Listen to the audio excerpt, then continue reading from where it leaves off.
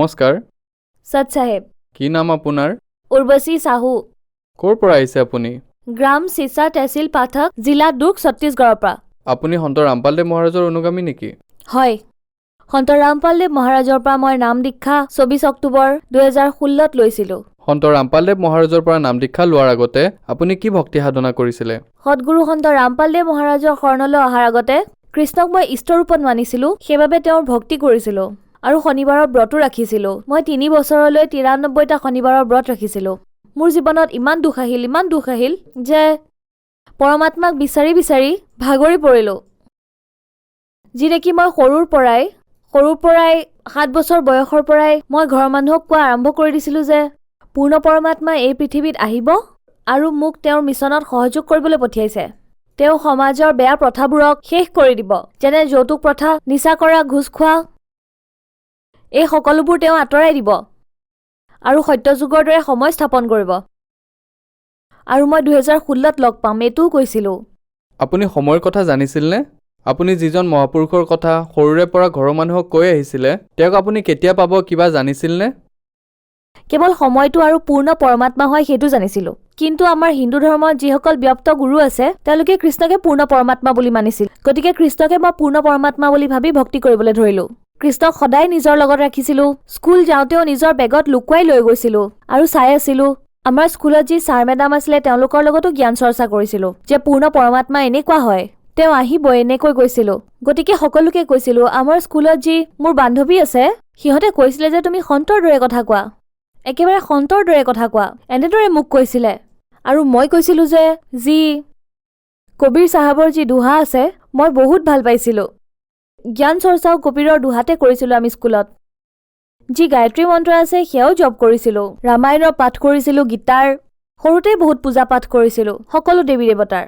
আপুনি সন্ত ৰামপালদেৱ মহাৰাজৰ শৰণলৈ কেনেকৈ আহিল? সেয়া সন্ত ৰামপালদেৱ মহাৰাজৰ শৰণলৈ পোনপ্ৰথমে যেতিয়া মোৰ কলেজত এডমিশ্যন হোৱা নাছিলে তেতিয়া মই বহুত দুখী হৈ গৈছিলোঁ। যেতিয়া মই কলেজৰ পৰা আহি মোতকৈ কম পাৰ্চেণ্ট পোৱাসকলেও পাইছিলে, কিন্তু মোক নাই দিয়া। যেতিয়া মোক দিয়া নাছিলে তেতিয়া মই ভাবিলোঁ যে কৃষ্ণ পূৰ্ণ পৰমাত্মা হ'বই নোৱাৰে। যদি পূৰ্ণ পৰমাত্মা হ'ল হয় তেনেহ'লে মোৰ লগত এনেকুৱা নহ'ল হয়। মোৰ জীৱনত বহুত দুখ আহিল, বহুত কান্দিলোঁ। যেনে মই যদি কোনোবা এটা মাৰ্গত চলোঁ, যদি আনে সেই মাৰ্গত যায় তেনেহ'লে কোনো কথা নাই, আৰু যদি মই সেই মাৰ্গত যাওঁ তেতিয়া বহুত সমস্যা হৈ গৈছিলে।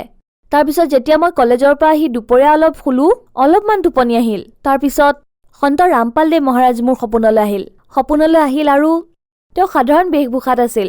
আন সন্ত পাষণ্ডসকলৰ দৰে, যেনে ধৰক জটা, দীঘল দীঘল নখ, দাড়ি চুলি দীঘল, এনেকুৱা হয়। কিন্তু সন্ত ৰামপালদেৱ মহাৰাজ এনেকুৱা নাছিল। তেতিয়া মই মোৰ মাক ক'লোঁ যে মা, এজন সন্ত আহিছিলে, তেওঁ মোক কৈ আছিলে যে তোমাৰ এডমিশ্যন হৈ যাব পুত্ৰী, চিন্তা নকৰিবা।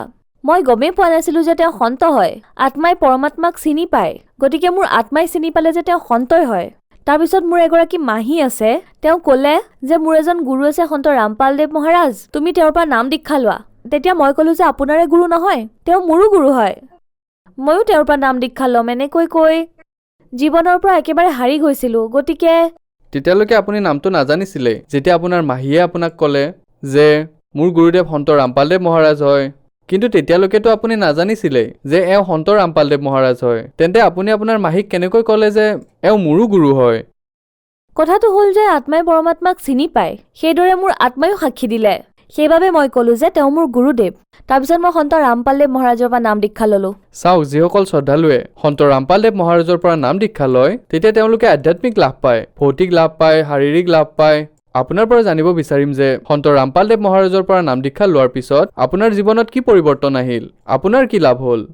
পোনপ্ৰথমে মোৰ আধ্যাত্মিক লাভ হ'ল, মই এদিন পৰমাত্মাক কৈছিলোঁ যে গুৰুদেৱ, মই এই লোকত থাকিব নিবিচাৰোঁ, মই সৎ লোকলৈ যাম।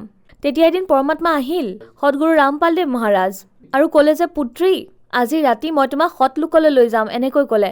তাৰপিছত সন্ত ৰামপালদেৱ মহাৰাজ আহিল, মোৰ হাতত ধৰি ক'লে যে ব'লা সৎ লোকলৈ যাওঁ, এনেকৈ ক'লে। তুমি মাক কৈ দিবা, এনেকৈ ক'লে। মাক মই যেতিয়া ক'লোঁ যে মা, মই সৎ লোকলৈ যাম, তুমি ভয় নকৰিবা, মোৰ একো নহয়, সদগুৰু ৰামপালদেৱ মহাৰাজ মোৰ লগত আছে, এনেকৈ ক'লোঁ। সেই সময়ত আপোনাৰ পিতৃ মাতৃয়ে অথবা আপোনাৰ ঘৰৰ মানুহে সন্ত ৰামপালদেৱ মহাৰাজৰ পৰা নাম দীক্ষা লৈ থৈছিল? হয়, সন্ত ৰামপালদেৱ মহাৰাজৰ পৰা মোৰ পৰিয়াল আৰু মোৰ মায়েও নাম দীক্ষা লৈছিলে। তাৰ পিছত কি হ'ল? তাৰপিছত গুৰুদেৱ আহিল আৰু মোক হাতত ধৰি লৈ গ'ল। তাৰপিছত আমি গৈ পালোঁ কালে ৰঞ্জনৰ লোক। যেতিয়া গৈ পালোঁ তেতিয়া ক'লোঁ যে গুৰুদেৱ মোৰ কাললৈ বৰ ভয় লাগে, মই তেওঁক চাব নিবিচাৰোঁ, এনেকৈ কৈ মই চকু বন্ধ কৰিলোঁ। তেতিয়া সদগুৰু ৰামপালদেৱ মহাৰাজে ক'লে যে পুত্ৰী তুমি চিন্তা নকৰিবা, মই তোমাৰ লগতে আছোঁ। তাৰপিছত আমি ত্ৰিকুটিলৈ গ'লোঁ। ত্ৰিকুটিত পৰীক্ষা হ'ল তাত। তেতিয়া সদগুৰু ৰামপালদেৱ মহাৰাজ তাত লুকাই গ'ল। যেতিয়া লুকাই গ'ল তাৰপিছত যিসকল দেৱী দেৱতা আছে নিজৰ নিজৰ লোকৰ প্ৰলোভন দিবলৈ মোৰ ওচৰলৈ আহিল। বজাৰৰ দৰে আছিল তাত। বহুত প্ৰলোভন দি আছিলে মোক যে মই তোমাক এইটো পদ দিম। কিন্তু মই কৈছিলোঁ যে নাই, মোক একোৱেই নালাগে। বহুত কান্দিলোঁ মই। মোক কেৱল পূৰ্ণ পৰমাত্মাক লাগে, সদগুৰু ৰামপালদেৱ মহাৰাজক লাগে। তাৰপিছত সদগুৰু ৰামপালদেৱ মহাৰাজক মই বহুত বিচাৰিলোঁ। তাৰপিছত এটা কোণত সন্ত ৰামপালদেৱ মহাৰাজক মই দেখিলোঁ। মই দৌৰি দৌৰি গ'লোঁ আৰু কান্দি কান্দি পৰমাত্মাক সাৱটি ধৰিলোঁ। ক'লোঁ গুৰুদেৱ কেৱল আপোনাক লাগে, পৃথিৱীৰ একো বস্তু নালাগে, পৰমাত্মা কেৱল আপোনাকে বিচাৰোঁ আৰু একো নালাগে।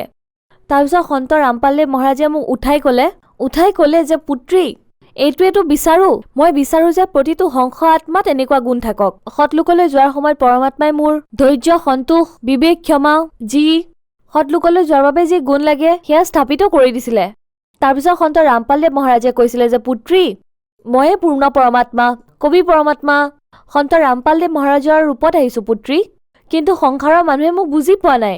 কোনো কথা নাই, মানুহৰ মনত ইমান অহংকাৰ সোমাই গৈছে যে সিহঁতে মোক বুজিবই বিচৰা নাই। ময়ে পূৰ্ণ পৰমাত্মা সন্ত ৰামপালদেৱ মহাৰাজৰ ৰূপত আহিছোঁ। মই অসংখ্য ব্ৰহ্মাণ্ডৰ ৰচনা কৰিছোঁ আৰু মোৰ অবিহনে মানুহে এটা কণাও দাঙিব নোৱাৰে। কিন্তু ইমান অহংকাৰ হৈছে যে সিহঁতে মোক বুজিবই নিবিচাৰে। কিন্তু কোনো কথা নাই পুত্ৰী, অতি সোনকালে সত্যযুগৰ দৰে সময় স্থাপন হ'বই হ'ব। মই বিচাৰিলে পলকতে সকলো মন্ত্ৰীৰ বুদ্ধি সলাই দিব পাৰোঁ। কিন্তু মোৰ কিছুমান মিছন আছে পুত্ৰী, আৰু লীলা কৰিম আৰু অতি সোনকালে সত্যযুগৰ দৰে সময় স্থাপন কৰিম। তাৰপিছত গুৰুদেৱে মোক সত্যযুগৰ সময়লৈকে লৈ গ'ল। তেতিয়া মই ক'লোঁ যে গুৰুদেৱ তেওঁ মোক এনেকুৱা হ'ব বুলি কৈ ভৱিষ্যতলৈ লৈ গ'ল। তেতিয়া মই গুৰুদেৱক ক'লোঁ ব'লক আমি তালৈকে যাওঁ আৰু তাতে থাকিম, তেনেকৈ ক'লোঁ। তেতিয়া সন্ত ৰামপালদেৱ মহাৰাজে ক'লে হয় আমি থাকিম সোনকালে তাত, চিন্তা নকৰিবা। তাৰপিছত আপুনি কলৈ যায়? প্ৰথমে ব্ৰহ্মা বিষ্ণু মহেশ্বৰৰ লোকলৈ লৈ গ'ল মোক। লৈ যোৱাৰ পাছত কাল নিৰঞ্জনৰ যি গুপ্ত লোক আছে মহাশিৱৰ ৰূপত তালৈ লৈ গ'ল। তাৰপিছত তালৈ গ'লোঁ। তাৰপিছত দেখিলোঁ বহুত ডাঙৰ শিৱলিংগ আছে তাত। তাত যেতিয়া প্ৰৱেশ কৰিলোঁ এনেকুৱা শব্দধ্বনি শুনা পালোঁ, বহুত বেয়া শব্দধ্বনি শুনা পালোঁ। মোৰ মূৰৰ বিষ হ'ব ধৰিলে। তেতিয়া মই গুৰুদেৱক সুধিলোঁ এয়া কি? তেতিয়া সন্ত ৰামপালদেৱ মহাৰাজে ক'লে যে পুত্ৰী এয়াতো শিৱলোক য'ত কাল নিৰঞ্জন গুপ্ত ৰূপত থাকে। তেতিয়া সন্ত ৰামপালদেৱ মহাৰাজক ক'লোঁ যে গুৰুদেৱ মই এই লোকত থাকিব নিবিচাৰোঁ, এই লোকৰ পৰা বাহিৰলৈ যাওঁ ব'লক। তেতিয়া সন্ত ৰামপালদেৱ মহাৰাজে তাৰ পৰা বাহিৰলৈ আনিলে। গতিকে যেতিয়া সেই লোকলৈ মনত পৰে শব্দটো শুনো আৰু মোৰ বিষায়, বহুত বেকাৰ সেই লোকৰ ধ্বনিটো। তাৰপিছত আমি নৰক লোকলৈ গ'লোঁ। নৰক লোকত কাল নিৰঞ্জনে তপতশিলাত সকলোবোৰ জীৱক পুৰি আছিলে। গৰম তেল ঢালি আছিলে, গৰম স্তম্ভত বান্ধি সকলো জীৱক সিহঁতৰ যি বেয়া কৰ্ম তাৰে ফল দি আছিল। আৰু সন্ত ৰামপালদেৱ মহাৰাজে ক'লে যে চোৱা পুত্ৰী ইহঁতে মোৰ ভক্তি কৰা নাছিলে, সেইবাবে এনেকুৱা হৈছে। যদি এতিয়াও যদি মোক মাতে তেন্তে মই নিশ্চয় দৌৰি আহিম। তাৰপিছত মই পৰমাত্মাৰ ফালে চালোঁ। মই ক'লোঁ সন্ত ৰামপালদেৱ মহাৰাজ এওঁলোকেতো নিজৰ মনুষ্য জীৱনে বেকাৰ কৰিলে, আপোনাক চিনি নাপালে। তেতিয়া পৰমাত্মাই ক'লে যে কোনো কথা নাই পুত্ৰী, লাহে লাহে সকলোৱে মোক বুজিব, এনেকৈ ক'লে। তাৰপিছত কলৈ যায় আপুনি? তাৰপিছত আমি ভিতৰত প্ৰৱেশ কৰিলোঁ। ভিতৰত ক'ত? সৎলোকৰ ভিতৰত প্ৰৱেশ কৰিলোঁ। তাৰপিছত সদগুৰু ৰামপালদেৱ মহাৰাজে, গৰীব দাসদেৱ, স্বামী ৰাম দেৱানন্দ দেৱ মহাৰাজ আৰু দাদু দাস যিমানবোৰ গৈছিলে সৎলোক সকলোকে লগ কৰাই দিলে। তাত সৎসংগৰ পৰমাত্মা, ইমান শান্তি, ইমান ভাল পৰিৱেশ আছিলে। ইয়াততো একোৱে ভাল নহয়, একোৱে নাই ইয়াত তেনেকুৱা। তাত বহুত ভাল পৰিৱেশ আছিল। আৰু কি দেখা পালে আপুনি সৎলোকত? প্ৰায়ে যেতিয়া সন্ত ৰামপালদেৱ মহাৰাজৰ অনুগামীসকলৰ লগত আমাৰ কথা হয়, যিসকলে সৎলোকলৈ গৈছে সৎলোকৰ বৰ্ণনা কৰিছে, আপুনি সৎলোকত কি কি দেখিলে?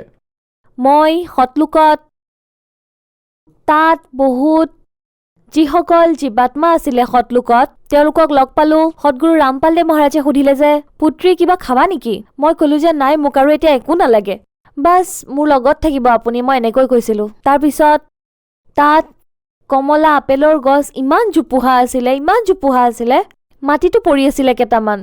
মই কৈছিলোঁ যে ইয়াৰ ফলবোৰ দেখোন বেয়া হৈ যাব, মাটিত পৰি আছে, এনেকৈ ক'লোঁ। তাত যি হংসাত্মা আছিল তেওঁলোকে ক'লে এনেকুৱা নহয় সৎলোকত কোনো বস্তুৱে বেয়া নহয়, এনেকৈ কৈছিলে।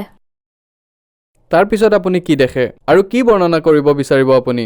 তাতে আমি গাখীৰৰ নৈ দেখিছিলোঁ, বহুত ধুনীয়া গাৰ্ডেন আছিলে, ইয়াত তেনেকুৱা নায়েই। আচ্ছা চাওক, আমি এই সংসাৰত দেখোঁ যে বহুতো জীৱ জন্তু আছে যিয়ে কষ্টত আছে। বহুত এনেকুৱা বস্তু দেখা পাওঁ, নিজৰ মাজত সংঘাত হোৱা দেখা পাওঁ, কাৰোবাৰ ডাঙৰ বিল্ডিং দেখা পাওঁ, কাৰোবাৰ সৰু বিল্ডিং দেখা পাওঁ। এনেকুৱা ধৰণৰ বস্তু আপুনি সতলোকত দেখা পাইছিল নেকি? নাই, তাত সকলোবোৰ সমান আছিলে। চাওক, আপুনি আপোনাৰ মাক কৈছিল যে সন্ত ৰামপালদেৱ মহাৰাজে মোক সতলোকলৈ লৈ যাব। আপুনি চিন্তা নকৰিব, কিমান দিনলৈকে আপুনি এই লোকবোৰৰ ভ্ৰমণ কৰিছে আৰু কেতিয়া আপুনি নিজৰ শৰীৰলৈ আহে। ইয়াৰ মাজত আপুনি কিবা দেখিছিল নেকি? যদি দেখিছে কওক। তাৰপিছত যেতিয়া মই সতলোক গৈছিলোঁ তেতিয়া মোক ঘৰৰ মানুহে কৈছিলে মোৰ মাক যে এয়া কি হ'ল, তাই লৰচৰ কৰা নাই, একো কৰা নাই, আমাৰ লগত কথা পতা নাই, কি হ'ল তাইক ভূত প্ৰেতে ধৰিছে নেকি এনেকৈ কৈছিলে। যিসকল জগতৰ অন্ধ লোক আছিলে তেওঁলোকে কৈছিলে। তেতিয়া মোৰ মায়ে কৈছিলে যে নহয়, সদগুৰু ৰামপালদেৱ মহাৰাজে তাইক সতলোকলৈ লৈ গৈছে, আপোনালোকে চিন্তা নকৰিব এনেকৈ কৈছিলে। কিমান দিনলৈকে আপোনাৰ শৰীৰ এনেকৈ পৰি থাকিল? 3 দিনৰ বাবে লৈ গৈছিলে মোক সতলোকলৈ। 3 দিনলৈকে আপোনাৰ শৰীৰ এনেকৈ অচেতন হৈ পৰি থাকিল নেকি? মোৰ শৰীৰ অচেতন হৈ পৰি আছিল আৰু সদগুৰু ৰামপালদেৱ মহাৰাজে মোৰ আত্মাটো সতলোকলৈ লৈ গৈছিলে। তাৰ পিছত যেতিয়া আপুনি নিজৰ শৰীৰলৈ পুনৰ আহে, তাৰ পিছত মানে মানুহে আপোনাক কি ধৰণে চাবলৈ ধৰিলে আৰু আপোনাৰ ৰিয়েকশ্যন কেনেকুৱা আছিল? আপোনাৰ পৰিয়ালৰ মানুহে আপোনাৰ লগত কি কথা পাতিলে? তাৰপিছত মোৰ পৰিয়ালৰ মানুহে ক'ব ধৰিলে যে কি হৈছিলে তোমাৰ, এনেকৈ সুধিছিলে। আগৰ ঘৰত যিবোৰ ঘটনা হৈছিলে সেইবোৰ কৈছিলে।